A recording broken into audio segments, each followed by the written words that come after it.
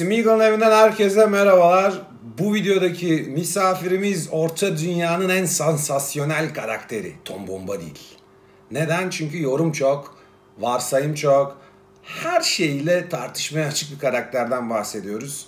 Tolkien'in bazı hikayelerde açıklanması gereken noktaların boş geçilmesi gerektiği teorisinin sonucu. Bilgi vermeyin, merak etsinler diyor.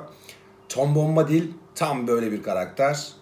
Kendisi hakkında konuşacağız doğal olarak ve daha sonrasında da Gentle Giant firmasının çıkartmış olduğu küçük heykelini, o minnoş heykeli hep beraber inceleyeceğiz.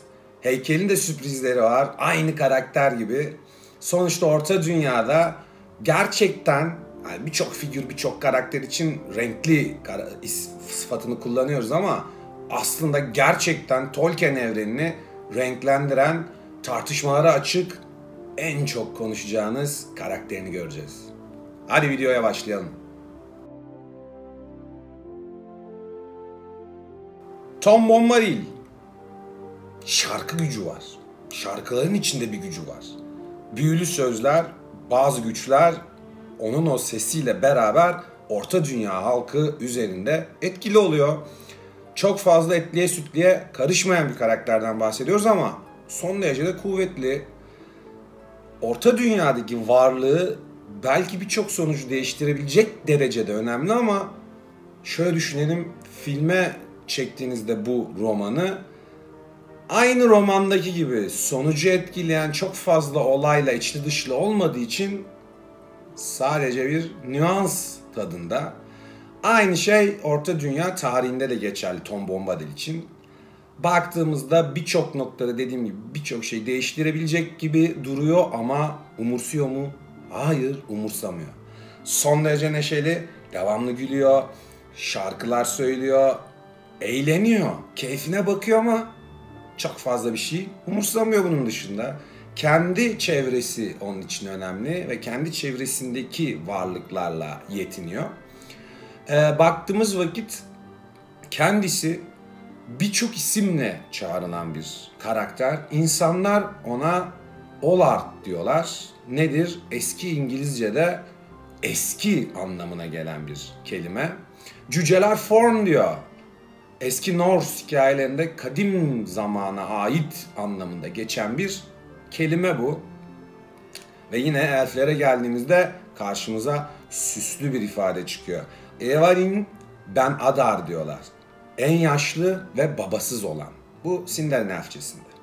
Şimdi buradan baktığımız vakit aslına bakarsanız anlatılırken kendisini tasvir eden kelimelerde hemen hemen karşımıza çıkacak olan kavramlar gibi. En yaşlı. Yani en yaşlı. Başka bir şey yok ortada. Bilinen net olan şey eski bir varlık olduğu ve birçok şeyi görüp tattığı. Sonuçta bu noktalara baktığımızda ne diyoruz? Orta Dünya'ya düşen ilk yağmur damlasını görüyor. Bence etkileyici. Bütün varlıklardan önce neredeyse var bu bölgede. Geziyor, meraklı, ilginç, gülüyor, eğleniyor. Değişik bir karakter. Yüzüğün gücü onu etkilemiyor. İstese yüzüğü yok edebilir veya kullanabilir. Kullanmanın ona getireceği avantajlar umurunda değil. Yok etmek de Orta Dünya meseleleriyle ilgilenmediği için umurunda değil. Sonuç olarak değişik bir karakter gerçekten. Ben kendi yorumumu hemen videonun başında yapmak istiyorum bu konuyla ilgili. Görüntüsü itibariyle o tasviri, fiziksel tasvir bana hep Bavyera, Almanya'nın Bavyera yöresini hatırlatmıştır. Oradaki bu Oktoberfest'teki ikonik elbiselerle gezen tiplere benziyor. Belki bu yüzden de Tolkien'in kendi ailesine bir referansı olabilir diyorum ben Tom Bombadil için. Hemen videonun başına zehiri vereyim biraz. Kendi fikrim. İşte fiziksel tasviri babasıyla eşleştirilebilecek bir görüntüye sahip aslında. Annesini de eşi olan Goldberry, yani o bizim altın yemiş diye çağırdığımız karakterle özdeştirebiliyoruz. Yani şimdi burada berry nedir bu arada onu da belirtelim. Hani sulu çekirdeksiz küçük meyveye berry diyorlar. Bu noktada hani biraz da İskandinav havası da var isimlerinde. Çünkü orada yemeğin yanında verilen bir şeydir işte o berry juice dedikleri şey içersiniz, yemeğe katarlar bu meyvelerden. Sonuçta yine bir kombinasyonla karşı karşıyayız Tolkien dünyasında birçok kez olduğu gibi. Ben bu noktada kendisini babasıyla özdeşleştirdiğini düşünüyorum. Yani karakter olarak. Bunun sebebi de birçok olguya, birçok isme baktığımızda bunları gerçek hayattaki bazı insanlarla oturtmuş olması işte. Beren Luthien en basitinden hep söylediğimiz gibi kendisi ve eşi. Bu noktada da Arthur Tolkien yani babasıyla, Mabel Tolkien annesiyle bir özdeşleştirme olduğunu düşünüyorum ben. Ama dediğim gibi video başı hafif bir zehir vereyim dedim.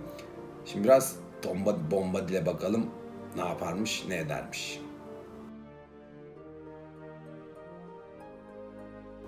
Öncelikle bir lokasyon verelim. Yaşlı ormanda yaşıyor.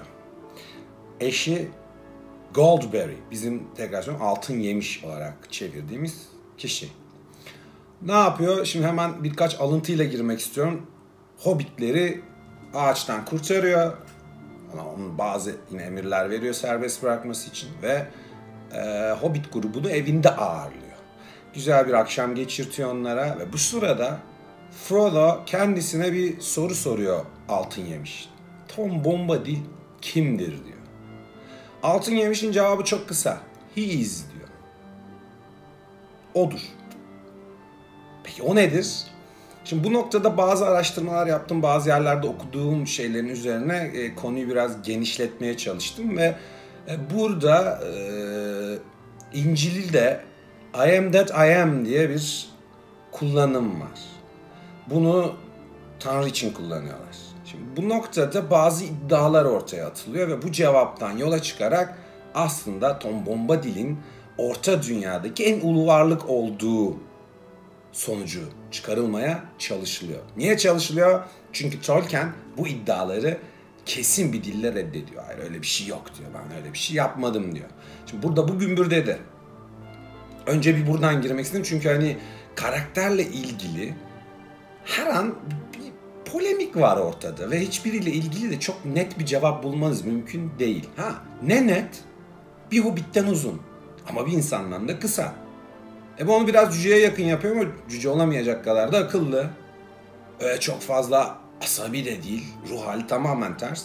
O zaman kendisi arada yeni bir ırk fizyolojisine sahip ki huyuyla da bunu aslına bakarsanız destekliyor.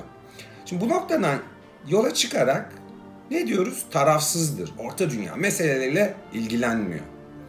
Genel olarak keyfe düşkün. Net. Bu yüzden belki de yüzük kendisini etkilemiyor çünkü Orta Dünya ile ilgili herhangi bir hırsı, amacı veya hedefi yok. Belki o yüzden o yüzüğün gücü, o kulağınızda o fısıldayan yüzüğün o numaraları Tom Bombadil'e kesinlikle işlemiyor. Özgür bir varlık, bir ruh. Frodo'yla bir anısı var. İşte Frodo bir şekilde artık nasıl bir güven verdiyse ve nasıl bir etkisi varsa ona görevinden bahsediyor ve yüzüğü gösteriyor. Tom Bombadil hiç çekinmeden yüzüğü alıyor ve serçe parmağına takıyor. Hiçbir şey olmuyor, sadece bakıyor. Çok güzel deyip geri veriyor yüzüğü. Tabii ne oluyor? Frodo sonuçta herkes bu kadar etkilenirken o kadar rahat tavırları var ki Tom Bombadil'in kullanıyor bir. Yüzüğün değiştirilmiş olma ihtimalini düşünüyor Tom Bombadil tarafından. Hemen parmağına takıyor ve doğal olarak yok oluyor. Tam kapıdan çıkacağı sırada Tom Bombadil dönüp yüzüğü çıkartırsa daha iyi olacağını söyleyerek aslında o yüzüğün gücünden de nasıl etkilenmediğiyle ilgili bir ipucu veriyor. Aynı zamanda yüzüğün etkilediği kişiyi de sanki hiçbir şey olmamış gibi hala görüyor, anlıyor ve duyuyor Tom Bombadil ki bu noktada biraz evvel söylediğim gibi Orta Dünya güçlerinin üzerinde bir varlık olduğunu bir şekilde kanıtlıyor bizlere. Kendisi hakkında biliyorsunuz bir sürü hikaye var. Eru diyorlar, işte Maya diyorlar, işte Ainur diyorlar ama tekrar söylüyorum. Tolkien'in Bombadil'le ilgili verdiği bu tür bir detay yok. Hatta en baştaki cümleyi yine tekrarlayayım. Açıklanması gereken bazı şeyleri bilinmezlerle bırakacaksınız ki heyecan artsın diyor. Bakış açısı. Tom Kim olduğunla ilgili dedikodu çok. Bence bir açıklama yapma zamanı geldi. Sen ne diyorsun? Ama ortada olan bir tek şey var. Tom Bombadil. Tom Bombadil. Ha, ne yapıyor? Kendisi bütün çağlarda var olduğunu düşünmemiz gerekiyor. Çünkü şeyi gören karakter. İlk iki çağda ne yaptığı ile ilgili çok ciddi detaylar yok ama bize verilen şu ki Orta Dünya'da bir geziye çıkıyor. Yolculuk yapıyor. Yolculuğun sonuna doğru Eriador'da daha fazla vakit geçirmeye başlıyor. Burası da Mavi Dağlarla Sisli Dağların arasında kalan büyük bir bölge. Yolu onu bir süre sonra Brandywine nehrine düşürüyor. Ve oradaki varlıklar Tom Bombadil'i etkileri altına almaya çalışıyorlar. Nedir bu? Yaşlı adam Söğüt. Nehrin kadınının kızı olan Altın Yemiş. Nehrin perisi. Aynı zamanda da Porsuk halkı. Bunların hepsi Tom Bombadil'i bir şekilde etki altına almaya çalışıyor. Ancak Tom Bombadil o sesinin gücü ve o sesindeki büyüyle bunların hepsine üstünlük sağlıyor. Ve onları doğal yaşamlarına geri dönmeye ve bu uğraştan vazgeçmeye ikna ediyor. Yalnız hikaye o ki aralarında Altın Yemiş onu sakalından suyun altına çekebilmeyi başarıyor. Ama Tom Bombadil orada yine bir emir veriyor ve kendisini serbest bıraktırıyor. Daha sonra ertesi gün Nehrin kadınına gidiyor ve kızıyla evlenmek istediğini söylüyor. Ve yaşlı ormanın varlıklarının katıldığı bir düğünle evleniyorlar. Yaşlı ormana ne zaman yerleştiği tam tarih olarak belirtilmemiş ama 3. çağ başladığında Tom Bombadil orada. Shire'lı hobbitlerle görüştüğü biliniyor. Verilmiş bir detay bu. İşte yüzüğün yok edilmesinden sonra Gandalf'la bir süre beraberler. 4 sene kadar bir beraber zaman geçiriyorlar. Ancak bu görüşmenin, bu buluşmanın nasıl olduğuyla ilgili de çok net bir bilgi yok. Hatta Frodo Gandalf'a bu süreç nasıl geçti diye sorduğunda oldukça dertsiz, her zaman gibi keyifli ve yaptığımız veya yaşadığımız herhangi bir macera kadar ilginç değil diyor Frodo'ya. Bu noktada da aslında Gandalf bu karakterle geçirdiği zamanı öyle çok efsane bir şekilde anlatmıyor. Burada da bir bilinmezler grubu var yine. Sonuçta zaten Tom Bombadil hakkında Orta Dünya'yı işte biliyorum dediğinizde çok fazla bir şey bilmiyor olmanız gerekiyor. Çünkü Tom Bombadil ile ilgili çok fazla şey anlatılmıyor. Gandalf da bu modaya uyuyor ve o ketumluğunu bu noktada da devam ettiriyor. Özelliklerini gözden geçirmemiz gerekirse hareketli, böyle çok çevik bir zekaya sahip, hemen size karşılığı verebiliyor. Yaptığınız hareketi çabuk analiz ediyor ve onun karşılığında bir mutlaka yaklaşımı var. Çok eğlenceli bir ruh haline sahip ki bunu hobbitlerle olan ilişkilerine bağlayanlar var. Ancak tekrar ediyorum, bu konuda da Tolkien tarafından verilmiş net bir detay yok. Kendinden üçüncü şahıs gibi bahsediyor ve böyle kafiyeli, şiir gibi bir konuşması var. Şarkı, şiir gibi ve kafiyelerle cümle kuruyor. Bu da onun o canlı ve hareketli ruh halini çok net yansıtan bir detay bence. Söyledikleri bazen size çok saçma gelebiliyor. Lay lom, lay lay lom, gongu çal da gel, gongu çal, zıpla gel, söğütler arasından. Tom bom, şen tom, Tom Bombadil. Siz bunu bir de İngilizce'de görün. Aslında çok değişik kelimeler seçen ve onlardan cümle oluşturan bir karakter. Ancak son derece kuvvetli olduğu ve bu kurduğu cümlelerle gerektiğinde oldukça efektif sonuçlar aldığı gerçek. Tom Bombadil'in Maceraları diye biliyoruz. Piyasada bir kitap var. Hemen ona da değinmek istiyorum. Ancak bu kitap genelde Hobbit şiirlerinden derleme bir kitap. Burada 2 tane şiirde sadece Tom Bombadil'in Porsuk halkıyla yaşadığı maceralar anlatılıyor ve 1962 yılında piyasaya çıkmış bir ürün bu arada. Onu da belirtmek lazım. Türkçe'ye çevrilişi oldukça yeni. Onun dışında da çok Tom Bombadil ile ilgili böyle söyleyebileceğiniz şu doğrudur, şu yanlıştır gibi bir şey yok. Hayal gücünüze kalmış bir karakter. İstediğiniz gibi değerlendirebilirsiniz.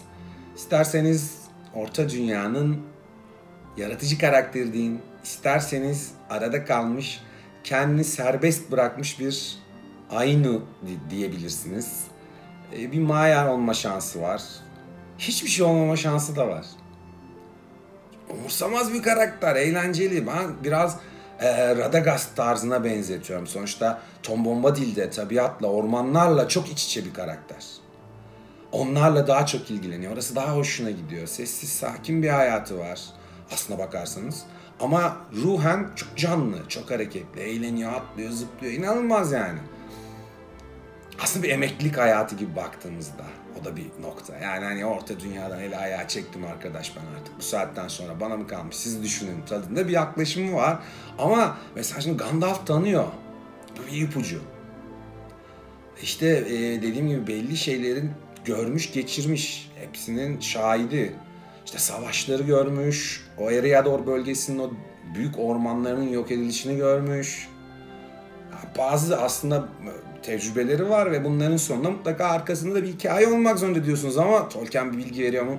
Hayır, vermiyor. O yüzden düşünmeye, tartışmaya, yorum yapmaya devam. Bilinmeyenlerden oluşan, hiçbir şeyin kesin olmadığı, çok az şey bildiğimiz Orta Dünya'nın tam anlamıyla renkli karakteri. Şimdi Tom Bombadil'i bence bu kadar görmek, bu kadar bilmek, bu kadar konuşmak yeterli. Ürüne geçelim. 10 numara 5 yıldız içinde dediğim gibi sürprizler olan bir üründen bahsediyoruz. Hadi ürüne gidelim. Ürünü inceleyelim. Güzel bir ürün.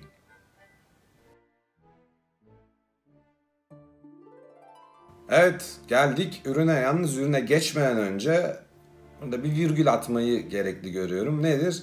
Tom Bombadil'in yansımalarını bir görelim. Sonra fantastik karakterimize o şekilde bakalım isterim. Tarihte birçok noktayı etkilemiş birinden bahsediyoruz ve gerçek hayatta da yansımaları var. Birçok karakterin, birçok konunun var ama hani Tom Bombadil bilinmeni çok olduğu için bilinen yerlerine de biraz değinmek istedim. İlk olarak 55-56 yılında, 1955-1956 yılında BBC'nin yaptığı bir radyo dramatizasyonu var. Orada Tolkien'i Norman Shelley seslendirerek ilk kez seyircinin karşısına çıkartıyor. Bir şekilde oradaki o kurguda var. Daha sonra 79 yılında Mind's Eye diye bir tiyatro şirketinin yine bir radyo canlandırmasında karşımıza çıkıyor Tom Bombadil. En son olarak da 93 yılında bir Finlandiya mi dizisi olan Hobbit, ki Hobbit anlamına geliyor bu kendi dillerinde. Orada Eska Hukanen kendisini canlandırıyor. Bu şekilde toplu yayının içine giriyor Tom Bombadil. Sauron Lambert diye bir İspanyol folk metal grubunun kendisine ithaf ettiği bir parçası var. Dinlemek isterseniz linkini vereyim. Fena değil aslına bakarsanız. Aynı zamanda da Kuzey Kaliforniya'nın Durham kentinde de yine bir folk pop grubunun ismi Bombadil. Bu şekilde gerçek hayat yansımaları da var kendisinin. Şimdi ürüne geçince ne diyoruz? Gentle Giant firmasının çıkarttığı bir ürün. 2007 yılında aslında ilk kez koleksiyonerlerin veya meraklıların karşısına çıkıyor. Bu San Diego Comic Con'da oluyor. Eksklusif ürün olarak tanıtılıyor. 1000 limitli çıkıyor. 17 santimlik bir heykel. Daha sonrasında 2008 yılında bu heykeli Gentle Giant New Line Cinema lisansıyla piyasaya sürüyor. Benim elimde 809 numaralı parça var. Postürü itibariyle bu da ilginç ve güzel bir heykeldir. İşte kıyafeti, o şapkasına taktığı tüy, Tolkien tasvirlerinde de ünlüdür. Kuğu tüyü falan. Burada da kuğu tüyü değil. Klasik giyimi anlattığı kendi şarkısında mavi ceketli sarı botlu olarak tasvir eder kendi kendini.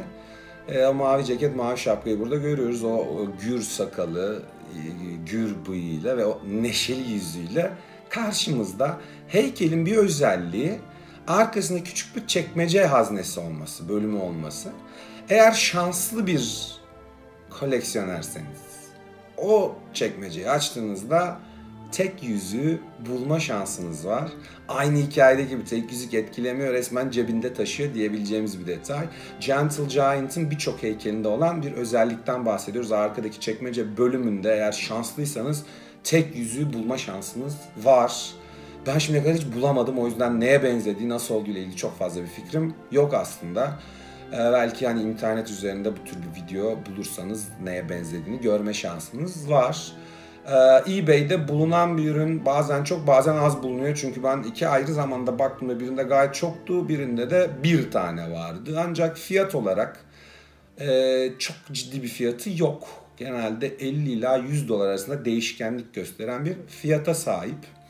Bu açıdan da hani alıp koleksiyona katma konusunda çok düşünmenize gerek olmadığını söyleyebilirim. Alın, koyun, yerleştirin. Güzel bir figür, fiyatı da uygun. Çok ağır değil. Hafif bir ürün olduğu için de hani çok fazla bir kargo ücreti olacağını zannetmiyorum. Genel olarak baktığımızda o tabiat, o doğa merakını yansıtan böyle bir ağaç base'le sunuluyor heykel. Onun altında taş yapısı var. Böyle bir istek yapar gibi bir el hareketi var. Diğer elde klasik rahatlığını gösterir şekilde cebinde. Kıyafet dediğim gibi bana çok net olarak o Baviera havasını hatırlatıyor. Bir şekilde ben hala Tolkien'in Almanya kökenine bir referans olduğunu bu görüntünün düşünüyorum. Dediğim gibi o neşesini gösteren detaylar heykelde mevcut. Yapı itibariyle heykelde karakter kadar rahat bir görüntüye sahip. Güzel bir ürün, hoş bir ürün, piyasada bulabileceğiniz bir ürün. Kesinlikle tavsiye ettiğim bir başka ürün bu da. Eğer meraklısıysanız, bu karakterde ilgi gösteriyorsanız piyasada bulabileceğiniz bu ölçekteki tek ürün bu arada. Hem lisanslı ve hem de kabul görmüş bir üründen bahsediyoruz. Bunun dışında hani bu boyutlarda görebileceğiniz başka bir Tom Bombadil yok. O açıdan da kendisi özel bir ürün. Bu yüzden kesinlikle tavsiye ederim.